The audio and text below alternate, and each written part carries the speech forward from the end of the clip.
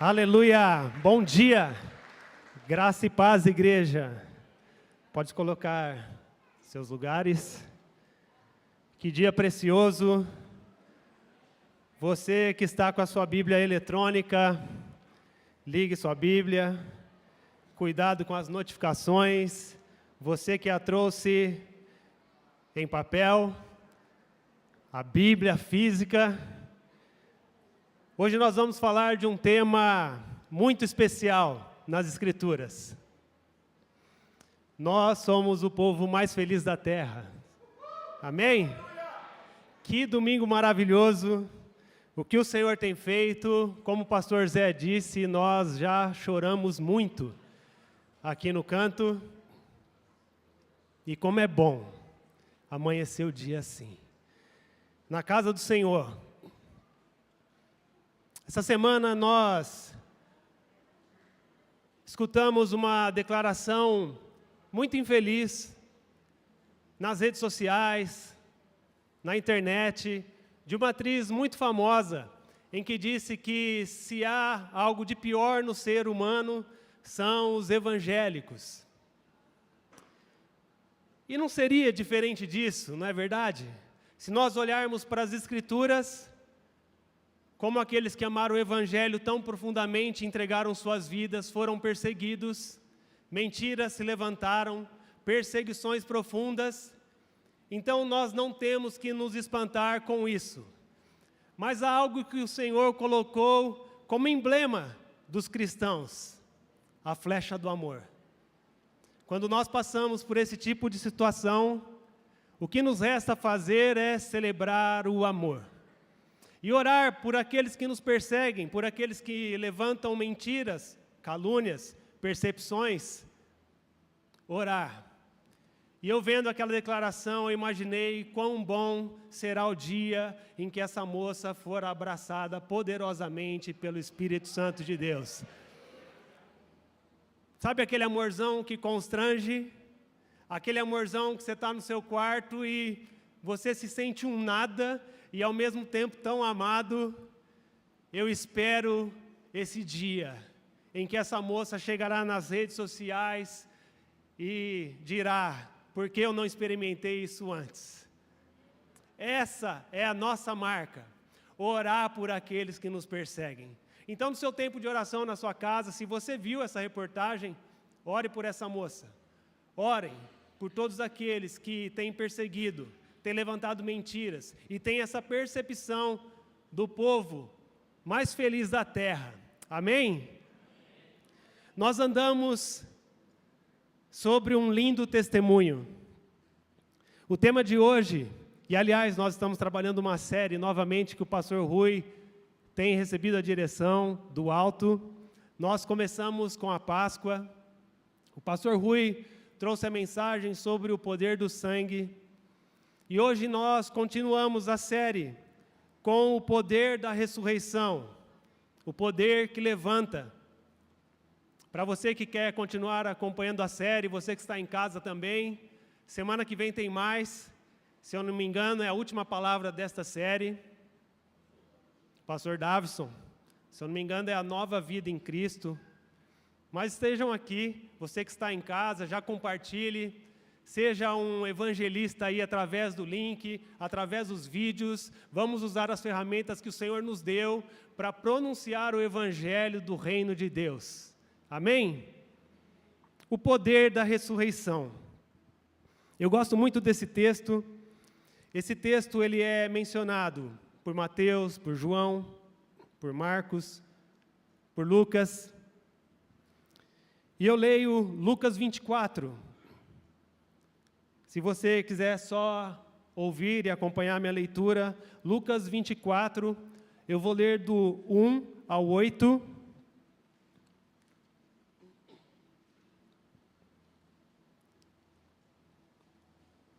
Eu leio na versão NVI. Diz assim, Lucas 24, a partir do verso 1. No primeiro dia da semana, de manhã bem cedo, as mulheres tomaram as especiarias aromáticas que haviam preparado e foram ao sepulcro. encontraram removida a pedra do sepulcro, mas, quando entraram, não encontraram o corpo do Senhor Jesus.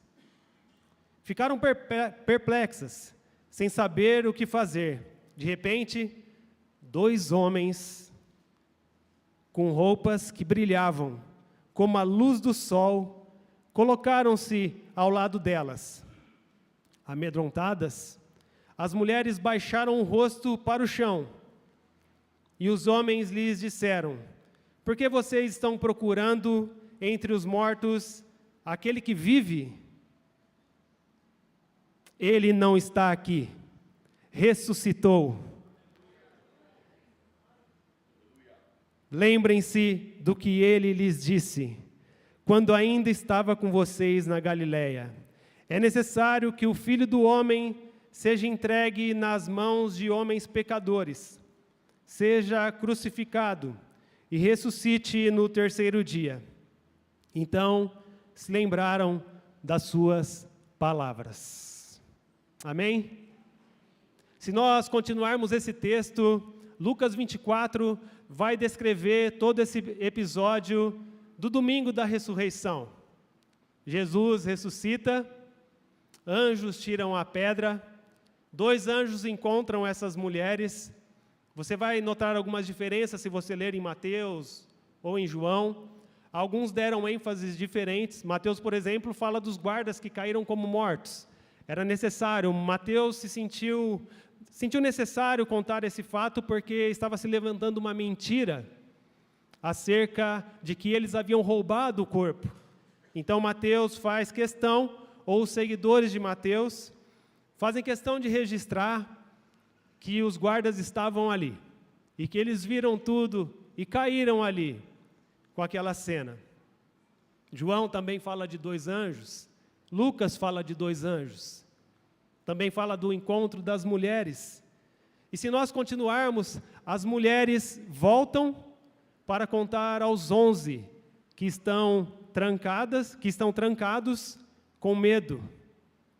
Estão com medo. Então, Pedro corre na frente, os discípulos vão ali ver, se deparam com aquela cena de que o corpo não está mais lá. O texto também diz que estavam ali de lado, aqueles lençóis, o que usavam para cobrir. Tem texto que diz que havia um lenço dobrado ali ao lado.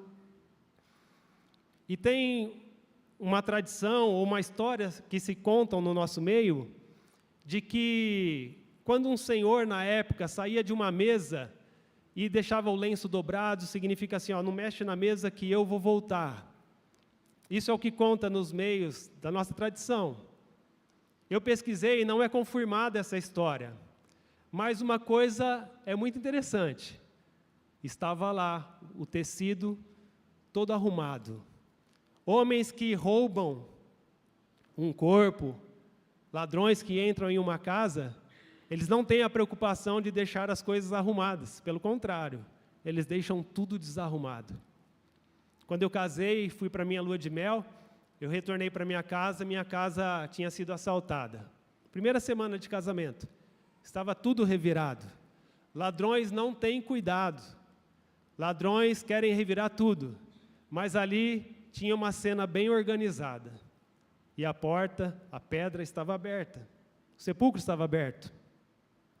Se nós continuarmos o texto, a leitura de Lucas 24, você vai ver que 2 discípulos resolvem ir para Emaús, ficava a 11 quilômetros de Jerusalém. Esses 2 discípulos não faziam parte dos 11, mas fazia parte da primeira comissão, fazia parte talvez dos 70, e eles vão para Emaús, eles vão abatidos, eles não entendem o que tinha acontecido, afinal de contas, o Senhor deles, o dono da vida, havia sido morto. Então Jesus aparece no meio do caminho para esses homens. Depois você lê com mais tempo, Lucas 24. E Jesus pergunta para eles do que está acontecendo, eles falam assim: você não soube? Você não está por dentro?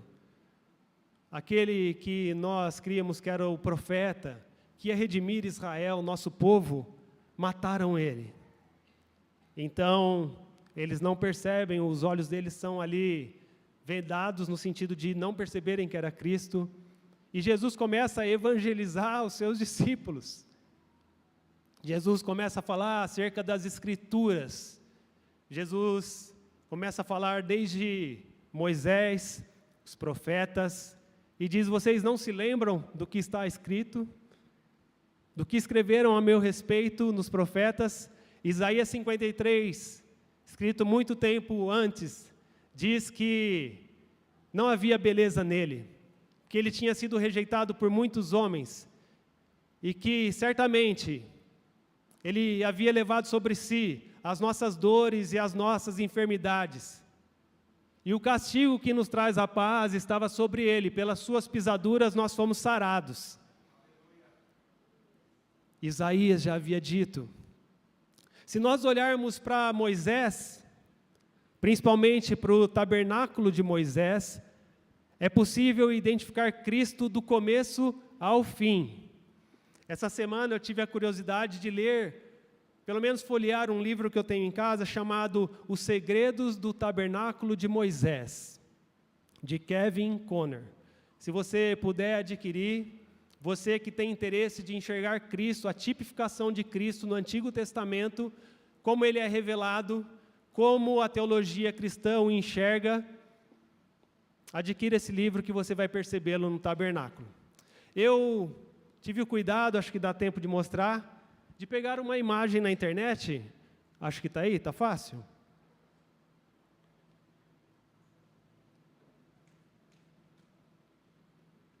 Esse é o tabernáculo como todos conhecem. Vou passar bem rápido. Aqui é a estrutura do tabernáculo, nós temos o lugar de sacrifício, onde o sacerdote preparava o sacrifício, na entrada. Nós temos depois a bacia com a água, onde o sacerdote lavava suas mãos após o sacrifício. Então, dentro da tenda, nós temos todos aqueles utensílios. E o autor desse livro, ele explica cada utensílio e como é possível enxergar Cristo. Por exemplo, é muito fácil entender que o sacrifício, que há um caminho até o lugar santo, onde está a arca, em que Cristo passa, que é o sacrifício. Depois do sacerdote, ele vai se lavar na bacia. Isso está apontando para o sacrifício de Cristo, para o batismo, onde o sacerdote está sujo, com sangue do sacrifício do animal. Então o sacerdote lava suas mãos, se lava ali, e essa bacia era feita de bronze. É interessante que a palavra diz que houveram ofertas para construir o tabernáculo. E essa bacia foi feita com os espelhos das mulheres. Elas usavam o bronze polido para se enxergar. Não é como o nosso espelho atualmente, mas era possível. Elas usavam esse utensílio, esse artifício de se enxergar através do bronze polido. É um cobre, mas na verdade é um cobre com partes de estanho. Então se torna o bronze, com 20% de estanho. Ele é polido, então se faz o espelho da época. Então elas ofertam e eles constroem essa bacia de bronze, onde é possível ver o seu reflexo, onde é possível nós olharmos e falar assim: olha quem você é, olha como você é sujo, olha o sangue sobre as tuas mãos, sobre a tua vida, mas eu te purifico de todo pecado. E é ali que o sacerdote se lavava. Então ele entrava no lugar santo, ali tem a mesa dos pães, onde representa a palavra, onde representa o pão da vida que é Cristo. Nós temos o candelabro, que ilumina o ambiente, que ilumina as nossas vidas, o Espírito Santo. É interessante que o livro mostra cada parte do candelabro, cada detalhe. E há um lugar muito mais íntimo, que é o lugar da presença de Deus, onde fica a arca. Eu fiz uma brincadeira, eu peguei a imagem que o livro trata, de que se a gente levasse um drone, transportasse um drone lá para o Antigo Testamento, para essa época do tabernáculo, e fizéssemos uma imagem de cima, a gente veria isso aqui, ó, próximo slide. A gente veria esse formato.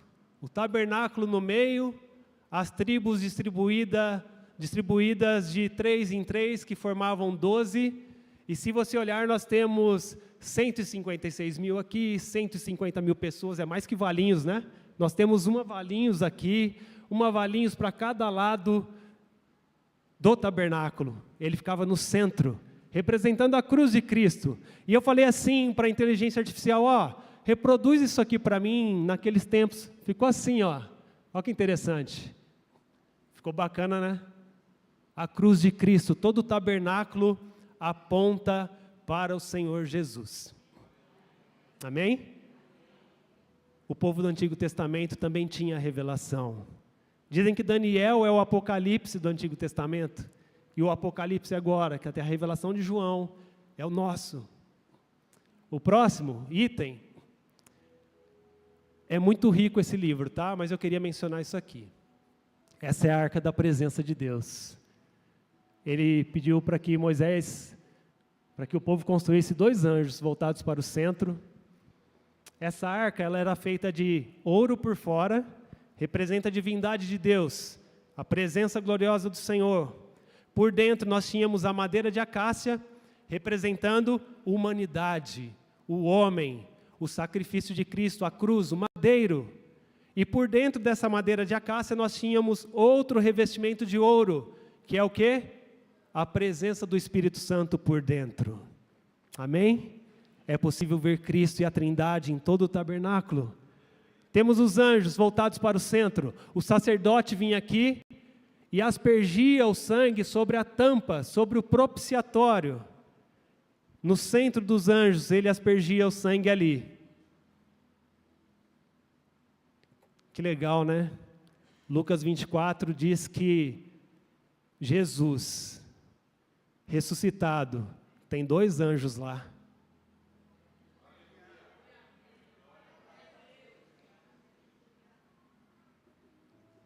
Dois anjos lá.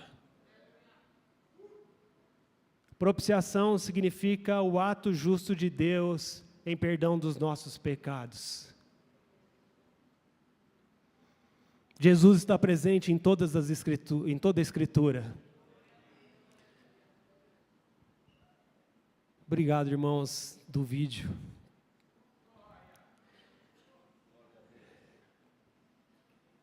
Eu não sei em que dia você está.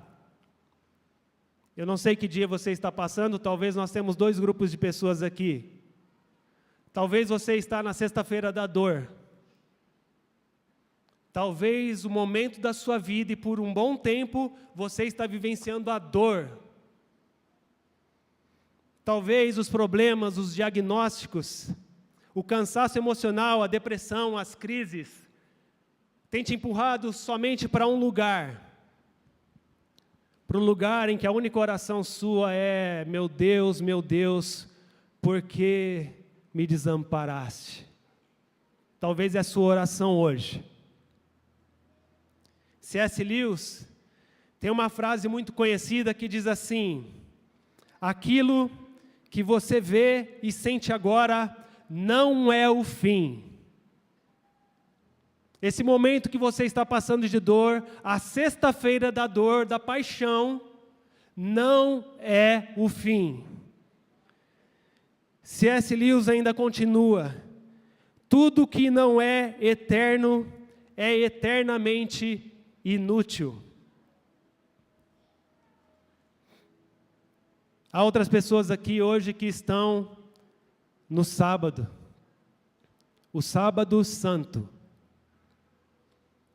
E sabe o que acontece no sábado, depois da dor? Nada. Talvez esse momento que você está, não está acontecendo nada. A esperança se foi. Você está no sábado e a única coisa que resta é o silêncio de Deus sobre a sua vida. E é um problema o sábado, logo após a dor. Porque a consequência disso é: o medo começa a brotar, a insegurança vem, você começa a duvidar de Deus se realmente Ele vai fazer o que disse que faria, você começa a ficar incrédulo, a fé parece que não existe mais, você se tranca no seu quarto, Lembra dos discípulos? Eles estão trancados, com medo, depois da sexta-feira da dor. Talvez esse é seu dia, talvez você está no sábado do silêncio. Mas o mais interessante é que o domingo da ressurreição chega. O sol aparece outra vez. São nas noites mais escuras que o céu se torna mais estrelado. O dia vem. Vem o domingo da ressurreição. Vem o domingo da vitória sobre a sua vida. Vem o domingo da vitória sobre o seu medo. Vem o domingo da vitória sobre as suas dores, sobre a tua depressão, sobre as tuas enfermidades, porque Ele tomou sobre si as nossas enfermidades. Aleluia! É o domingo aonde as feridas de Cristo provocam uma coisa só: toquem em mim, porque as minhas feridas estão curando o medo de vocês.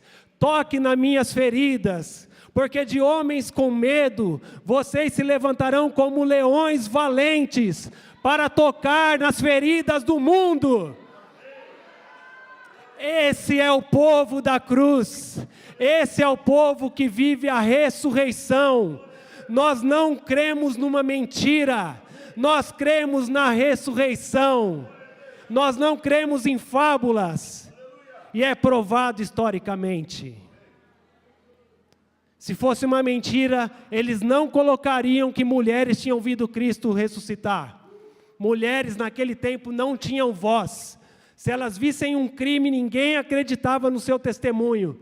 Então, os cristãos escrevem: mulheres viram nosso rei. Nós negamos Cristo na primeira mentira, gente. Esses camaradas aqui deram a vida. Eles viram algo que mexeu no âmago deles, que amassou o coração deles profundamente, a ponto de entregarem a vida, a ponto de dizerem: nossa vida não vale mais nada. Eles são enviados como leões para tocar nas feridas do mundo, e assim somos nós, que um dia levantamos as nossas mãos, Romanos 10, 9 e 10, se confessares com seus lábios que Jesus Cristo é o Senhor da sua vida, você será salvo. É isso que nós vimos hoje aqui, a confissão. Crente que não tem um encontro com o Cristo ressurreto, vive trancado em seu mundo, vive com medo. E agora o que vai ser? O que vai ser de mim? O que vai ser do próximo dia? Irmãos, não é uma fábula. Ele ressuscitou. Eu costumo dizer que se há um outdoor, ou se Deus inaugurou um outdoor, Ele inaugurou no mundo dos mortos e está lá luminoso até agora. Ele não está aqui. Ressuscitou. Aleluia! Glória a Deus!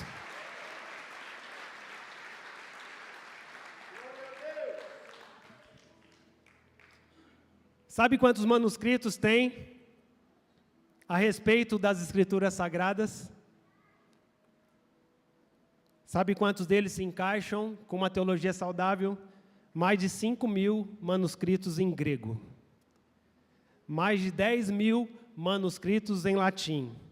Mais de 9.000 manuscritos em aramaico, siríaco e cóptico, acho que é assim que diz. Se nós colocarmos em uma pilha, sabe que altura que dá de manuscritos encontrados? Mais de 1 quilômetro, testificando acerca de homens apaixonados pelo reino que deram suas vidas, testificando acerca da ressurreição. Nós não cremos numa mentira, o nosso rei vive. Não viva mais com medo, meu irmão. Não deixe o inimigo soprar nos teus ouvidos. O nosso Redentor vive. Sabe quantos manuscritos tem a respeito do filósofo Aristóteles? 1000. Considerando assim, algo exuberante, porque há uma tradição um pouquinho mais estrita que diz que tem 49.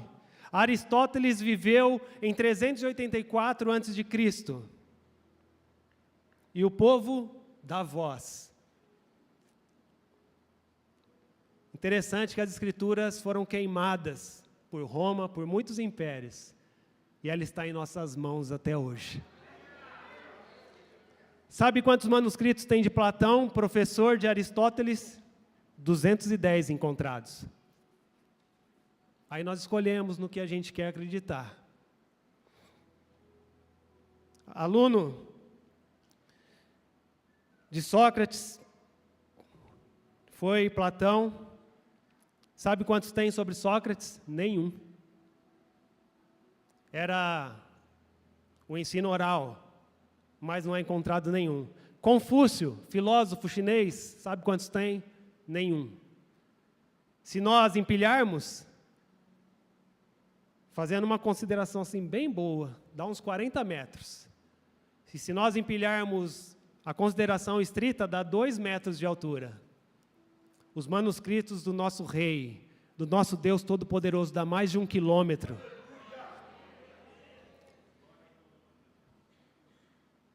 Gente, historicamente é provado. Ninguém escreve sobre si mesmo em que deveria estar acordado no momento em que pudessem estar orando pelo Senhor Jesus. Ninguém escreve contra si mesmo. Ninguém escreveria que as mulheres que viram. Ninguém escreveria.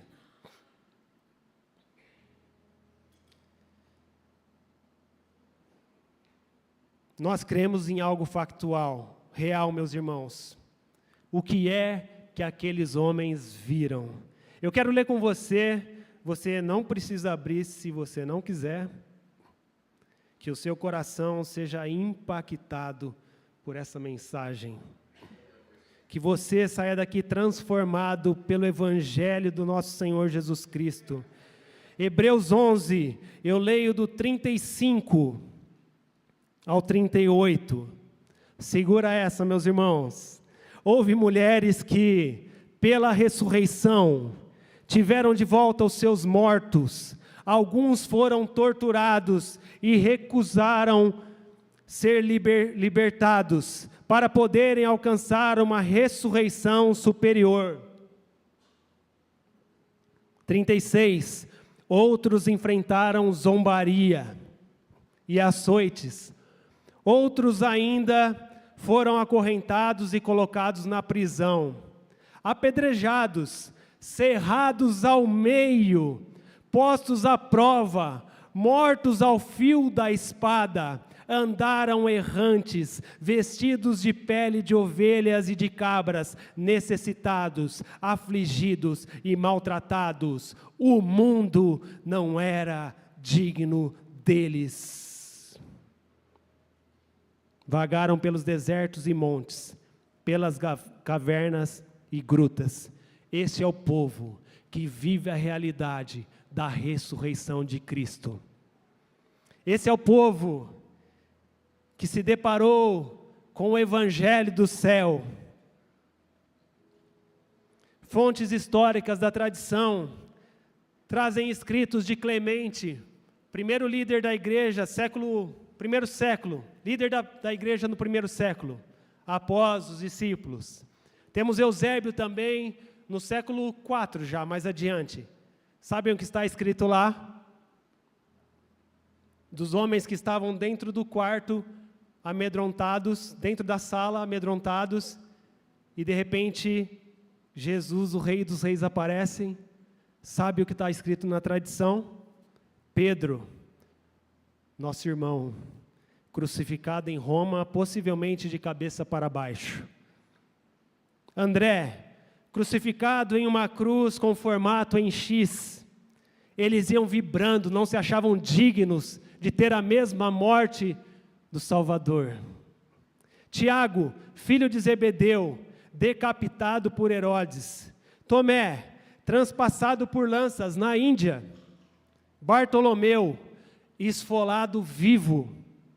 Tiago, irmão de Jesus, jogado do pináculo do templo e apedrejado. Paulo, mais adiante, quando encontra o Senhor Jesus, no caminho de Damasco, ele encontra com o Cristo ressurreto, foi decapitado em Roma, o apóstolo Paulo. Esses homens não pouparam suas vidas em prol de um amor muito maior. Eles experimentaram do haja luz da nova criação. Porque em Gênesis 1:3, se você ler, diz que a terra era sem forma e vazia, mas o nosso Deus disse: haja luz, e Deus colocou em ordem todo o caos físico e material, haja luz.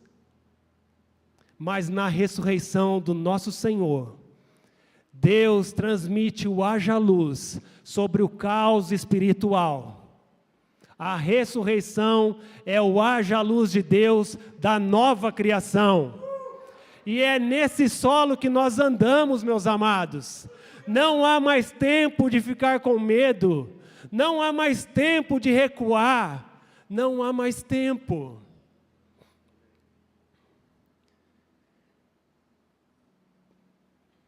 Ai, como essa palavra falou a semana inteira comigo. Deus coloca ordem no caos espiritual. Nós temos o haja luz da ressurreição. Por isso que o apóstolo Paulo declara com as suas forças, em 2 Coríntios 4:6, pois foi Deus que disse: das trevas resplandeça a luz. Ele mesmo brilhou em nossos corações, para a iluminação do conhecimento da glória de Deus, na face de Cristo. Irmãos, nós andamos neste solo, no solo pós-ressurreição, onde homens deram suas vidas, mulheres entregaram seus filhos em prol de um amor maior. Não é tempo de ficarmos com medo. Homens que não tivessem a convicção da nova criação, da ressurreição, jamais fariam uma declaração como feita em 2 Coríntios capítulo 4, eu leio para vocês. 2 Coríntios, só alguém transformado pode fazer uma declaração dessa. 2 Coríntios capítulo 4, eu leio do verso 7 ao verso 18. Presta atenção, meus amados irmãos. Mas temos esse tesouro em vasos de barro, para mostrar que esse poder que a tudo excede provém de Deus e não de nós. De todos os lados somos pressionados, mas não desanimados. Ficamos perplexos, mas não desesperados. Somos perseguidos, mas não abandonados. Abatidos, mas não destruídos. Trazemos sempre em nosso corpo o morrer de Jesus, para que a vida de Jesus também seja revelada em nosso corpo. Pois nós que estamos vivos somos sempre entregues à morte por amor a Jesus, para que a sua vida também se manifeste em nosso corpo mortal, de modo que em nós atua a morte, mas em vocês a vida. Está escrito: cri, por isso falei. Com esse mesmo espírito de fé, nós também cremos e por isso falamos, porque sabemos que aquele que ressuscitou ao Senhor Jesus dentre os mortos, também nos ressuscitará com Jesus e nos apresentará com vocês.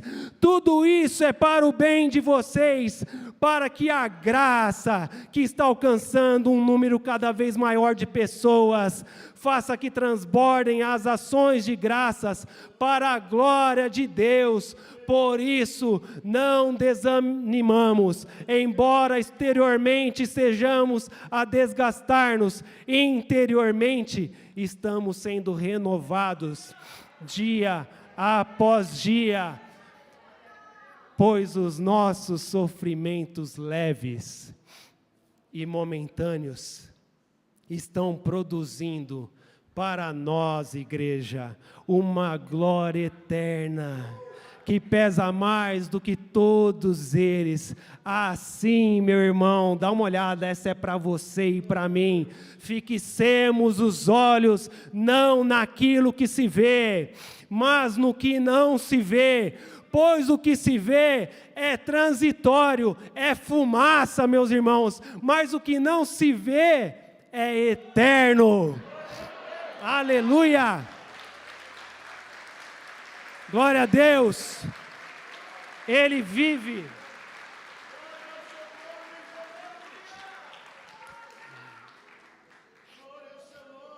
Glória ao seu nome, Senhor. É nessa realidade que nós andamos, meus irmãos. Aleluia. Paulo declara em 1 Coríntios 15, 14, que se Cristo não ressuscitou, vã é a nossa pregação. É vã a nossa pregação e vã também a nossa fé. O apóstolo Paulo, preso, meus irmãos, em domicílio ainda, ele escreve uma carta a Filipenses, dizendo: alegrai-vos sempre no Senhor. Outra vez digo, alegrai-vos. Um homem preso, Filipenses 4:4, anima uma igreja que estava livre e ele preso.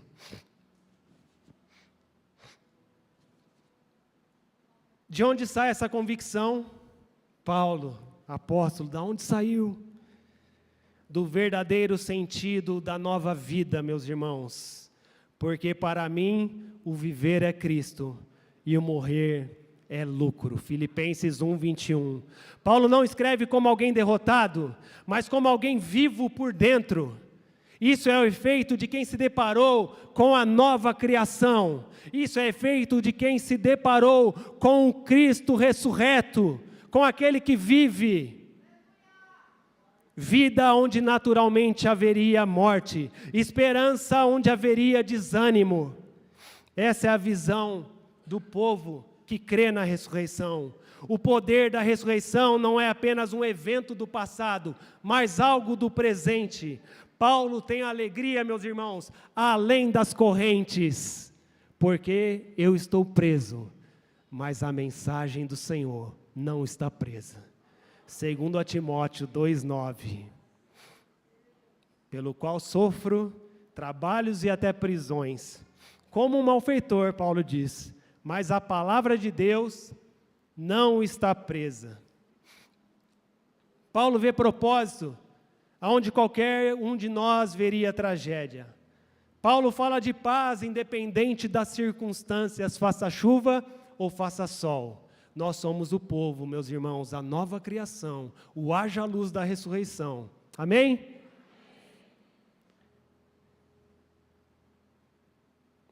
Irmãos, é tempo de nascermos de novo. O pastor Rui sempre falou de algo que eu nunca esqueci. Se é para tomar banho, em casa é mais quentinho, né? Tem sabonete, cheirosinho. Né, pastor? Mas aqui é uma decisão, meus irmãos. É uma decisão. Nós precisamos nascer de novo.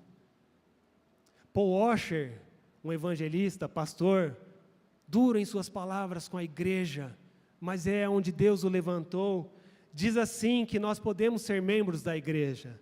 Nós podemos fazer parte de missões e ainda assim não irmos para o céu. É necessário nascer de novo. A maior evidência da conversão é a transformação. Nós precisamos abraçar essa realidade do Cristo ressurreto, meus irmãos, da ressurreição. Ele vive. Paul Washer vai morrer como todos nós. Vai ser possível um dia contar nossas ossadas, se Cristo não voltar até lá, é óbvio, né? Mas se nós procurarmos por Spurgeon, é bem provável que a gente ache o túmulo. Se procurarmos qualquer pastor famoso do passado, dá para visitar o túmulo, as ossadas foram colocadas lá. Se visitarmos Minas Gerais, Chico Xavier, também tem lá, o túmulo está lá. Madre Teresa de Calcutá, na Índia, também está lá. Você vai achar um lugar, aqui jaz.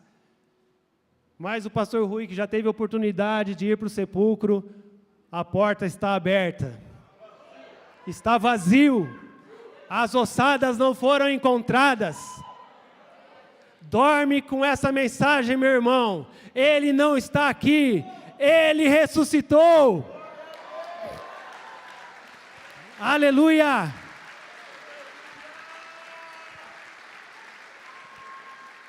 Aleluia. Paul Washer disse isso. Ele vai morrer como nós. Só que tem um problema. Aquele que mergulhou na morte e saiu ileso do outro lado, falou algo assim em João 3,3. Em verdade te digo, quem não nascer de novo, não poderá ver o reino de Deus. Irmãos, é necessário nascer de novo. Vivermos como nova criação nessa terra. Não há mais espaço para o medo. Nós somos o povo em que o Senhor amou na cruz, em que passou pelo sábado do silêncio, em que vivemos um período do domingo da ressurreição, e Ele deixou a porta aberta para que nós pudéssemos ver que há esperança após a morte. O nosso Redentor vive. Há uma nova estação depois da dor. Há uma nova estação depois do sábado do silêncio. Levanta a tua cabeça, meu irmão. Ele vive. Cristo ressuscitou dos mortos, sendo Ele as primícias. Se Ele ressuscitou, nós não ficaremos para trás. A morte não tem a última palavra sobre a sua vida e sobre a minha vida.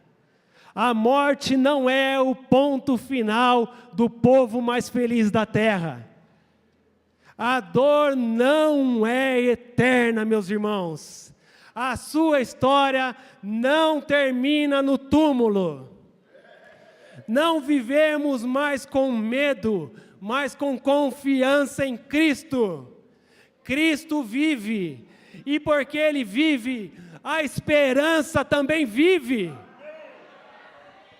Bendito seja o Deus e Pai de nosso Senhor Jesus Cristo. Conforme a sua grande misericórdia, Ele nos regenerou para uma esperança viva por meio da ressurreição de Jesus Cristo dentre os mortos, para uma herança que jamais poderá perecer ou perder o seu valor. Herança guardada nos céus para nós. 1 Pedro, capítulo 1, 3 e 4. Irmãos, quando Jesus ressuscitou, Ele não correu para os imperadores. Ele não foi para aqueles que mataram Ele. Ele não foi para os soldados bater no peito e dizer, aqui estou eu não falei?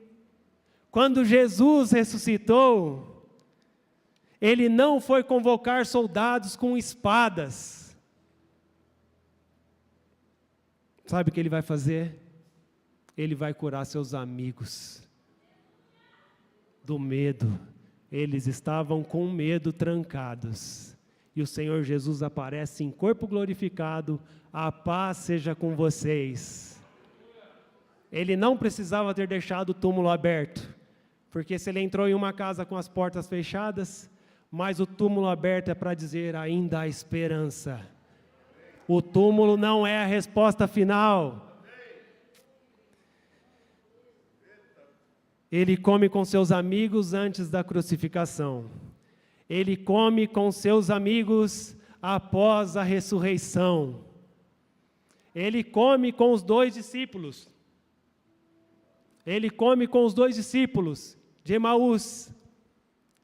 Ainda em Lucas 24, Senhor, está ficando tarde, não quer entrar aqui conosco, Ele entra,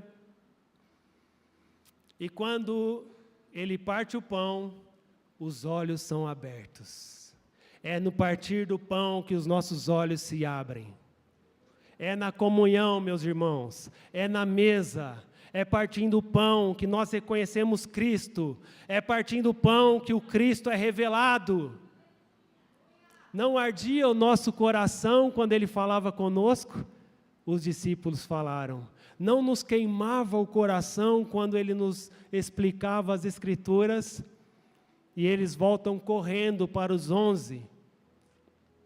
E lá Ele está curando os seus discípulos.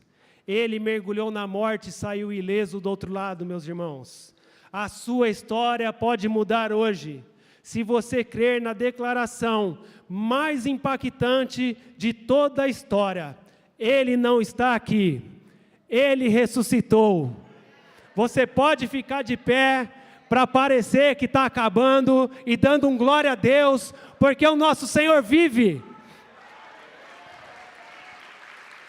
Aleluia! Feche os seus olhos, levante suas mãos. Eu queria que você orasse a esse Deus que é mais real do que o ar que você respira. Eu queria que você rasgasse o seu coração agora ao Deus que está vivo, ao nosso Senhor Jesus Cristo. Levante a sua voz, levante um clamor. Enquanto o louvor toca, nós oraremos por vocês. Você que sente a necessidade de orar por alguém, abrace alguém agora. Abrace alguém agora. Feche os seus olhos. Enquanto o louvor toca esta canção, adore ao Senhor dos Senhores, ao Rei dos Reis que vive. Ele não está lá no túmulo, Ele ressuscitou. Nós viveremos com Ele. O medo não tem mais vez, meus irmãos. Nós te adoramos, Senhor. Nós levantamos a nossa voz, papai. Nós entregamos todo o nosso coração a Ti. E te pedimos, Senhor. Reaviva a chama em nós. Ajuda-nos a viver, Senhor, além do medo, além das circunstâncias, Senhor. Reaviva a igreja hoje nessa manhã, papai. Afasta o medo daqueles que estão sucumbidos pelo medo. Faz-nos entender, Espírito Santo de Deus, o poder da ressurreição, o poder do Cristo ressurreto, a vida que hoje opera em nós, a realidade da nova criação. Espírito Santo de Deus, provoca algo extraordinário nesses corações nessa manhã. Traz algo novo sobre essas vidas aqui. Traz algo novo sobre a história da nova criação. Traz algo novo sobre os teus filhos, papai. Muda as estações. Tira-nos, Senhor, do sábado do silêncio e nos faz amanhecer no domingo da ressurreição. Senhor Jesus, reaviva a chama que há em nós, ainda com os olhos fechados. Se você tem o desejo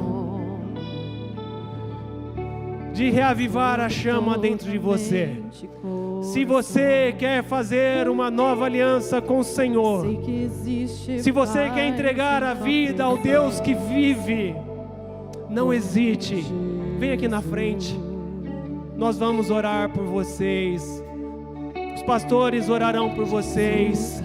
Você que tem o desejo de se batizar, tome essa decisão agora, vem aqui na frente. Você que quer se reconciliar com o Senhor Jesus, toma uma decisão hoje de manhã. Toma uma decisão, a melhor da sua vida, a melhor da sua história. O Espírito Santo está movendo em seu coração. Você que está com medo, receba a cura hoje. Você que está depressivo, receba a cura hoje.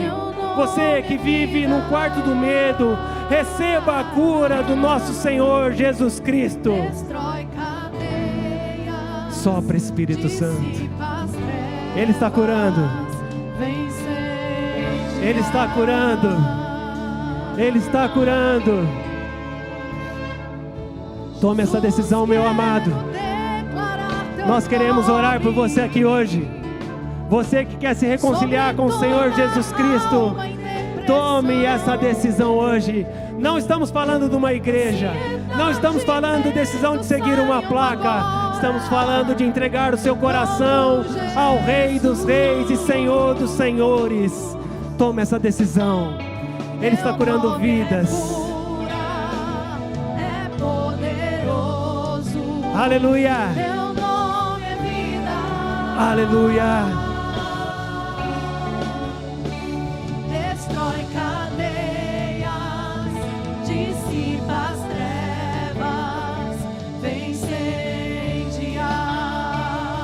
Aleluia. Teu nome é cura, teu nome é cura, és poderoso, teu nome é vida. Aleluia. Destrói cadeias. Tome essa decisão. Nós queremos dar um abraço em você. Nós queremos orar por você. Tome essa decisão.